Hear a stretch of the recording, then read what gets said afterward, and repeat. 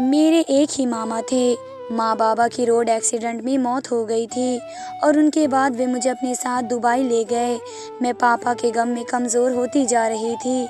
हर रात मामू मेरे सर में एक तेल की मालिश करते जिससे फ़ौरन मुझे नींद आ जाती। मुझे कहते ऐसे करने से तुम अपने पापा की मौत के गम से जल्दी निकल जाओगी। मेरे जिस्म में कुछ बदलाव होने लगा था। एक रात मैंने वे तेल बदल दिया। रात को मेरे होश उड़ गए जब रात के इस पहर दुबई की सड़कों पर जैसे दिन का समा था। मेरे मामा मुझे यहाँ घुमाने लेकर आए थे ताकि मैं कुछ बेहतर महसूस करूँ, मगर मेरा यहाँ आने का मूड नहीं था। लेकिन यहाँ आकर मैं वाकई थोड़ा सा बेहतर महसूस कर रही थी। मामू ने मुझे एक मोबाइल भी लेकर दिया हुआ था। मुझे कहने लगे कि तुम यहाँ पर आसपास की तस्वीर बनाओ। बस 5 मिनट में एक ज़रूरी काम के लिए आया। मैंने इतना गौर न किया और कहा कि ठीक है, आपने जहाँ जाना है चले जाएं, लेकिन जल्दी आ जाइएगा। ये कहकर मैं आसपास की तस्वीर बनाने में मसरूफ़ हो गई और वे वहाँ से चले गए। मेरा ख़्याल था कि वे जल्दी आ जाएंगे, मगर जब आधा घंटा गुजर गया और वे नहीं आए तो मैं परेशान होने लगी। मैं तो यहाँ पहली बार आई थी और मुझे यहाँ के रास्तों का पता नहीं था। मैं परेशान होकर इधर उधर देखने लगी। मैंने मामू को फ़ोन करना चाहा तो मुझे याद आया कि मेरे मोबाइल में तो बैलेंस ही नहीं था, क्योंकि मुझे किसी को कॉल करनी ही नहीं होती थी। इसलिए मैंने कभी मामा से बैलेंस डलवाने को नहीं कहा। मैंने इधर उधर देखा तो मैं किसी के फ़ोन से मामा को फ़ोन कर लूं, मगर इस अनजान शहर में अनजान लोगों से मुझे खौफ आने लगा। मुझे समझ नहीं आ रहा था कि किस पर भरोसा करूं और किस पर नहीं। मैं तो यहाँ मामा के अलावा किसी को भी नहीं जानती थी और ना ही हमारा एक दूसरे के सिवा यहाँ पर कोई और था, तो वे मुझे छोड़कर कहाँ जा सकते थे। मैं खुद इधर उधर उन्हें अंदाज से तलाश करने लगी। उस वाली जगह से काफ़ी दूर निकल आई तो मुझे ऐसा गुमान हुआ कि जैसे वे सामने खड़े किसी से बातें कर रहे हैं। मैं भाग कर वहाँ गई तो वाकई वे मामा ही थे और उनके साथ एक लड़की भी थी। मैं समझ गई, अच्छा तो ये बात थी कि वे यहाँ किसी लड़की से मिलने आए थे और चोरी छुपे मुझे बगैर बताए यहाँ पर आ गए। मैं मामा को शर्मिंदा नहीं करना चाहती थी, इसलिए उनको डिस्टर्ब किए बगैर वापस उसी जगह पर आ गई जहाँ मैं पहले मौजूद थी। लेकिन मैंने उन दोनों की एक तस्वीर ज़रूर बनाई थी। मेरा इरादा था कि घर जाकर मामा को सताऊंगी। वे लड़की प्यारी थी लेकिन उसका हुलिया बड़ा ही अजीब और गरीब था। मुझे कुछ हैरानी भी हुई कि मामा को इसमें क्या नज़र आया। कुछ देर गुजरी थी कि वे दूर से आते दिखाई दे रहे थे और पास आकर मुझसे माफ़ी मांगते हुए कहने लगे कि मुझे थोड़ी देर हो गई, तुम परेशान तो नहीं हुई? मैंने कहा कि नहीं, मैंने यहाँ अच्छे से घूम फिर लिया और खूब तस्वीरें बनाई हैं। हम फिर वापस जाने लगे तो रास्ते में मामा मुझसे कहने लगे कि मैं बहुत जल्दी तुम्हारी मामी लाने का सोच रहा हूँ। तुम भी घर में अकेली होती हो, तुम्हारा भी दिल लग जाएगा अगर मेरी शादी हो जाएगी। तो यानी मेरा अंदाज़ा ठीक था। मामा थोड़ी देर पहले जिस लड़की से बातें कर रहे थे वे उनकी गर्लफ्रेंड ही थी। अगले दिन मामू ने मुझे कहा कि तैयार हो जाओ, तुम्हें तुम्हारी होने वाली मामी से मिलाने ले जाता हूँ। मैंने उन्हें नहीं बताया कि मैं तो उन दोनों को रात ही देख चुकी हूँ। जिस लड़की से मामा ने मुझे मिलाया उसे देखकर मैं हक्का बक्का रह गई। ये रात वाली लड़की तो नहीं थी। मैंने सोचा कि शायद मुझे ही कोई गलतफहमी हुई हो, लेकिन रात को वे दोनों जितने करीब थे मुझे तो यही लगा कि उन दोनों का आपस में कोई चक्कर चल रहा है। लेकिन मामा मेरे सामने एक बिल्कुल ही अलग लड़की को लाकर खड़ा किए थे कि मैं इससे शादी करने वाला हूँ। कहीं मेरे मामा उन दोनों लड़कियों को धोखा तो नहीं दे रहे थे। खैर मैंने कुछ जाहिर नहीं किया और मैं नॉर्मल ही रही। रात को जब मैं सोने लगी तो मामू वे तेल लेकर मेरे कमरे में आए और मेरे सर की मालिश करने लगे। उनकी मालिश से मुझे बहुत सुकून मिलता था और मैं बड़ी जल्दी सो जाती थी, वरना तो माँ पापा के मरने के बाद से मैं बहुत डिस्टर्ब हो गई थी और मुझे रातों को नींद ही नहीं आती थी। लेकिन मामा के ख्याल करने और मालिश करने की वजह से अब मेरी रात बहुत सुकून से गुजर रही थी। मैंने देखा कि उनके हाथ में एक नई तेल की बोतल है। मुझे कहने लगे कि रात को तुम्हारा तेल ख़त्म हो गया था और मैं आते हुए तुम्हारे लिए नया तेल लेकर आया हूँ। बस तुम कोशिश किया करो कि ये तेल ख़त्म होने से पहले ही मुझे बता दिया करो, ताकि मैं तुम्हारा तेल ख़त्म ना होने दूँ और मैं पहले से ही नई बोतल ला कर रख दूँ। कभी कभी मैं सोचती कि मामा का सारा ध्यान बस तेल की तरफ क्यों था। उन्हें मेरे खाने पीने की तरफ भी तो ध्यान देना चाहिए था। मैं नाश्ता बहुत कम करती और अब तो मुझे बिल्कुल ही भूख नहीं लगती थी। लेकिन इस तरफ मामू को कोई फिक्र नहीं थी, बस इन्हें मेरे सर के बालों की फिक्र खाई जाती और वे रोज़ाना मेरे सर की मालिश करना अपना फ़र्ज़ समझते थे। मेरे इकलौते ही मामा थे और उनके अलावा दुनिया में मेरा कोई और नहीं था, क्योंकि मेरे पापा भी अपने पापा के इकलौती औलाद थे और माँ के भी बस एक ही भाई है। ये मामा दुबई में सेटल हो गए थे, बल्कि उनको यहाँ मेरे पापा ने सेटल करवाया था, क्योंकि मेरे पापा एक बड़े बिजनेसमैन थे। मैं अपने पापा की इकलौती औलाद होने के नाते बेहद लाडली थी और मेरे माँ बाप ने मेरी हर ख्वाहिश पूरी की थी। हम कभी कभी यहाँ छुट्टियों में मामा के पास भी आकर रहा करते थे। मैंने ग्रेजुएशन किया तो मेरा यही इरादा था कि मैं दुबई जाकर किसी अच्छी यूनिवर्सिटी से पढ़ाई पूरी करूँगी, मगर फिर माँ पापा से दूर रहने के ख्याल से मैंने इस इरादे को बदल दिया, क्योंकि मैं अपने पापा से दूर नहीं रह सकती थी। लेकिन मैं क्या जानती थी कि किस्मत मेरे साथ क्या खेल खेलने वाली है।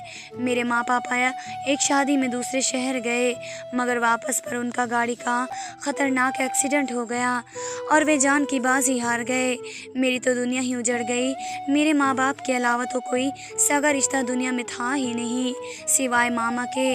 तो मुझे यहाँ अपने पास ले आए। मैं अपनी माँ बाप के मरने के गम में हर वक्त खोई खोई सी रहती और मामा से मेरा यूं हर वक्त ऐसा रहना बर्दाश्त नहीं हुआ। मुझे कहने लगे कि इस तरह तो सोच सोच कर तुम अपनी दिमागी हालत ख़राब कर लोगी, इसलिए मैं अब से रोज़ाना तुम्हारे सर में तेल की मालिश किया करूँगा। अब वे रोज़ होने लगा था।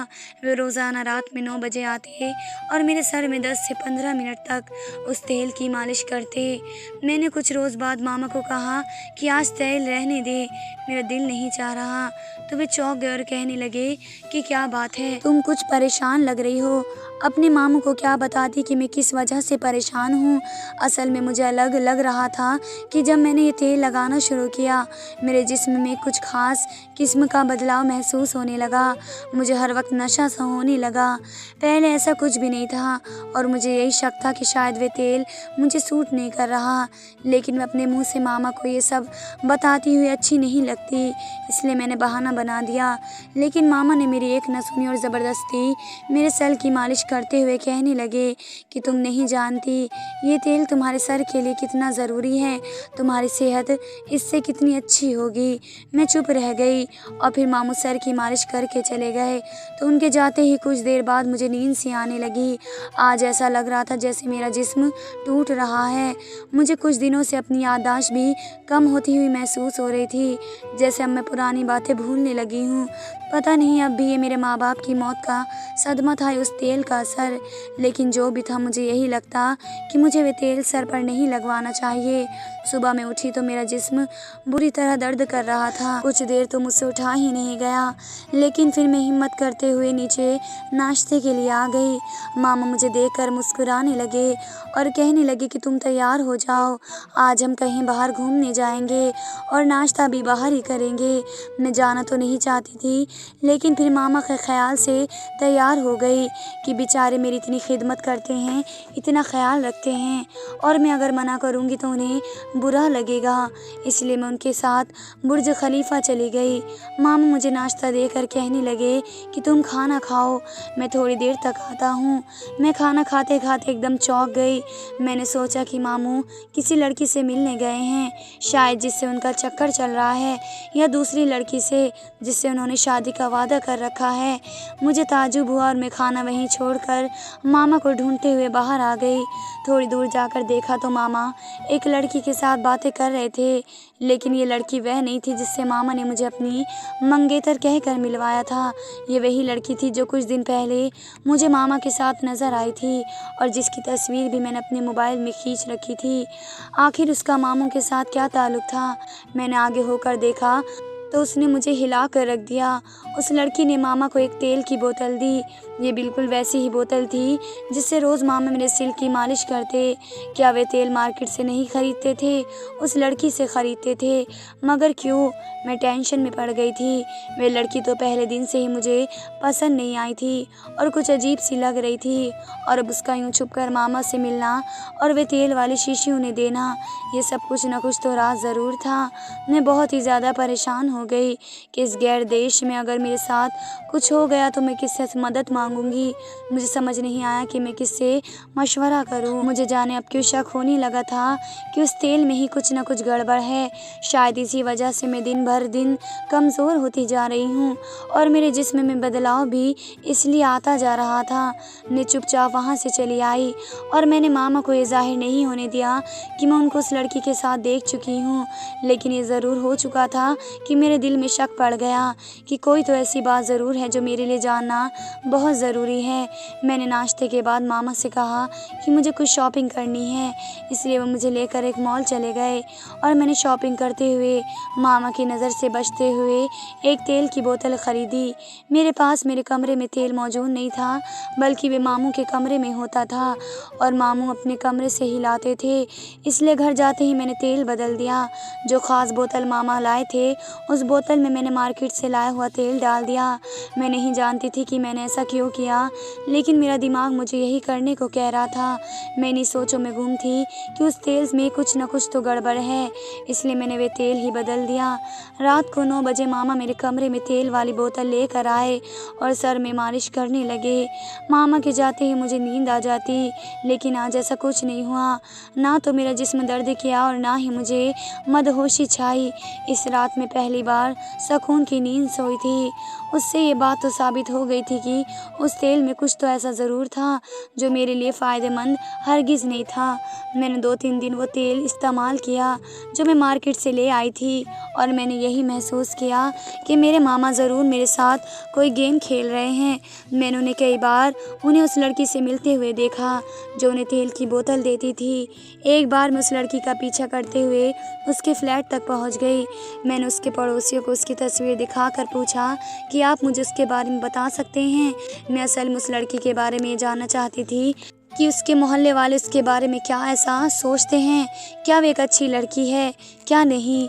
जितने लोगों ने भी उस लड़की की तस्वीर देखी मुझे यही कहा कि तुम उस लड़की से दूर रहो, ये अच्छी लड़की नहीं है, उसकी संगत अच्छी नहीं है और ये 2 बार जेल में भी रहकर आ चुकी है। यहाँ तक कि एक लड़की ने तो मुझे सरगोशी में ये भी कह दिया कि ये कुछ गैर कानूनी नशा का इस्तेमाल भी करती है। ये सुनकर मैं घबरा गई थी। इतनी गलत किस्म की लड़की से मेरे मामू का ताल्लुक कैसे हो सकता था, और अगर उसने मेरे लिए तेल मामा को दिया था तो उस लड़की का तो ऐसा कोई मुझसे लेना देना नहीं था जिसके लिए वो मुझे नुकसान पहुंचाने की कोशिश करती। तो आखिर इसका मतलब यही हुआ कि ज़रूर मामा ही उससे कहकर ये तेल मंगवाते होंगे। मैंने फ़ैसला कर लिया कि अब इस तेल का राज भी मैं मालूम करके रहूँगी। इसलिए अगले रोज़ मैंने कुछ तेल एक छोटी सी डिब्बी में डाला और करीब के एक लैब में टेस्ट करवाने के लिए दे आई। मैं जानना चाहती थी कि उस तेल में ऐसी क्या चीज़ शामिल है जो मेरे लिए नुकसान साबित हो रही थी। इस दौरान मैंने मामा से अपना रवैया बिल्कुल ठीक रखा और उन्हें किसी किस्म का शक भी नहीं होने दिया। सच बात बताऊं तो मेरे दिल में अपने मामा के खिलाफ शक पैदा हो गया था। माँ बाप की मौत के बाद जिस तरह से वो मुझे यहाँ लाए थे और फिर हद से ज़्यादा अच्छे बनकर मेरा ख्याल रखना और सबसे बढ़कर अजीब सा तेल मेरे बालों में लगाना, ये सब कुछ मुझे शक में डाल रहा था। मैंने 2 दिन बाद लैब से जाकर रिपोर्ट ली तो उन्होंने मुझे जो कुछ बताया ये सुनकर मेरे होश ही उड़ गए। मेरा शक सही साबित हुआ। वे तेल बहुत ही ख़तरनाक था। उसमें एक ऐसा ख़ास केमिकल था जो दिमाग को कमज़ोर करता था और आहिस्ता आहिस्ता कैंसर वाले हालात पैदा करता था। अगर इस तेल को 3-4 महीने इस्तेमाल किया जाता तो दिमाग में कैंसर बढ़ने का ख़तरा था जो जानलेवा साबित होता। तो क्या इस सब के पीछे मेरे मामा ही थे जो मुझे जान से मारना चाहते थे? मुझे यकीन नहीं आ रहा था, लेकिन जिस तरह से वे रोज़ाना ज़िद करके मेरे सर की खुद मालिश किया करते उससे तो यही बात साबित हो रही थी कि वे मुझे नुकसान ही पहुंचाना चाहते हैं, मगर क्यों? मुझे इस क्यों का जवाब तलाश करना था। मैं बहुत मुश्किल से घर वापस आई थी। ये सदमा इतना बड़ा था कि मुझसे चला ही नहीं जा रहा था। घर आई तो मामा घर पर ही थे। मुझे देखकर पूछने लगे कि तुम कहाँ गई थी। फिर मेरे जवाब का इंतज़ार किए बगैर खुशी से कहने लगे कि मेरे पास तुम्हारे लिए एक बड़ी खबर है, और ये है कि मैं अगले हफ्ते ही शादी कर रहा हूँ। मुझे अब उनकी शक्ल से ही नफ़रत हो रही थी, इसलिए मैं बगैर कुछ कहे वहाँ से अपने कमरे में आ गई। रात को फिर से तेल लगाने आए तो मैंने दरवाज़ा ही नहीं खोला और बदतमीज़ी से जवाब दिया कि आज मेरे सर में बहुत दर्द है और मेरा मूड बहुत ख़राब है, तो बेहतर है कि आप यहाँ से चले जाएं। मामा बहुत ही ज़्यादा हैरान हो गए थे, क्योंकि मैंने ज़िंदगी में उनसे पहली बार इस तरह बदतमीज़ी से बात की थी। लेकिन मुझे कोई परवाह नहीं थी। मैंने सोच लिया था कि एक बार बस मुझे उनके खिलाफ़ सबूत मिल जाएं, फिर मैं उन्हें पुलिस के हवाले कर दूंगी। अगले दिन मैंने मामा से माफ़ी मांगी और ये जवाब दिया कि रात को मुझे अपने माँ बाप की बहुत याद आ रही थी, इसलिए मैं आपसे ऐसा बर्ताव कर रही थी। मैं आइंदा ऐसा कभी नहीं करूँगी। ये सब मैंने इसलिए किया था ताकि वे मुझ पर शक ना करें, क्योंकि अगर उन्हें मुझ पर शक हो जाता तो वे कोई कदम भी उठा सकते थे, और मैं तो यहाँ उनके कर्म पर ही थी। मेरा कोई उनके अलावा यहाँ नहीं था, तो मैं यहाँ से भाग करके किसके पास जाती। इसलिए मैंने बेहतर यही था कि मैं चुपचाप रहती और वे जो कहते उसके मुताबिक ही अमल करती। मामू कहने लगे कि खैर कोई बात नहीं, तुम आज ऐसा करना कि मेरी मंगेतर के साथ जाकर मंगनी की शॉपिंग कर लेना। मैंने उनसे कहा था कि वे तुम्हें पिक कर लेंगी। मैं मामा की फियांसी के साथ चली गई, लेकिन वे लड़की काफ़ी मगरूर किस्म की थी।